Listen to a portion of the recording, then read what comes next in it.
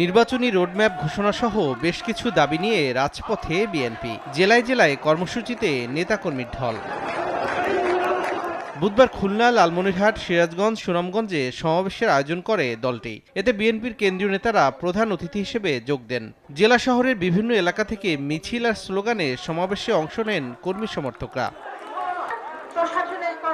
বিএনপির কেন্দ্রীয় নেতাদের অভিযোগ, দেশে সবকিছু আগের মতোই চলছে। নিত্যপণ্যের দাম সহনীয় রাখা, আইন শৃঙ্খলা পরিস্থিতির উন্নতি, ফ্যাসিবাদের দোসরদের বিচার ও তাদের চক্রান্ত নস্যাতে অন্তর্বর্তী সরকারের কাছে জোর দাবি জানান তারা। কৃষকের ফসলের ন্যায্য মূল্য দিতে হবে, শ্রমিকের ন্যায্য মজুরি দিতে হবে।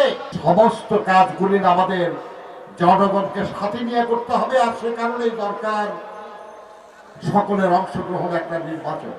অন্তর্বর্তী সরকার শুধু সংস্কার নিয়ে ব্যস্ত মন্তব্য করে বিএনপি নেতারা বলেন, দেশের গণতান্ত্রিক যাত্রা এগিয়ে নিতে দ্রুত জাতীয় নির্বাচন দিতে হবে। নির্বাচিত সরকারই জনগণের প্রত্যাশা অনুযায়ী সংস্কার করবেন। যেহেতু আপনারা জনগণের নির্বাচিত সরকার নন, সুতরাং আপনাদের এত ভাবনা মাথায় নেওয়াটা ঠিক না।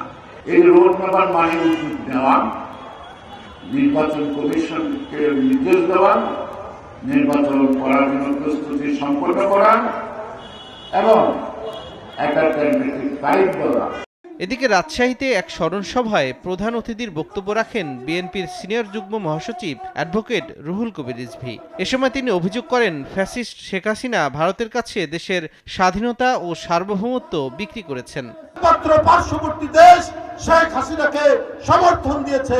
এই সমর্থন দেওয়ার কারণে ভারত যা চেয়েছে তাই দিয়েছে। সবচাইতে দামি যে জিনিসটা দিয়েছেন সে জিনিসটা হচ্ছে বাংলাদেশের স্বাধীনতা, সার্বভৌমত্ব একটু একটু করে তাদের কাছে বিক্রি করতে আপনি চেষ্টা করেছেন। স্বৈরাচারের সব ষড়যন্ত্র মোকাবিলায় দেশবাসীকে ঐক্যবদ্ধ থাকার আহ্বান জানান বিএনপি নেতারা।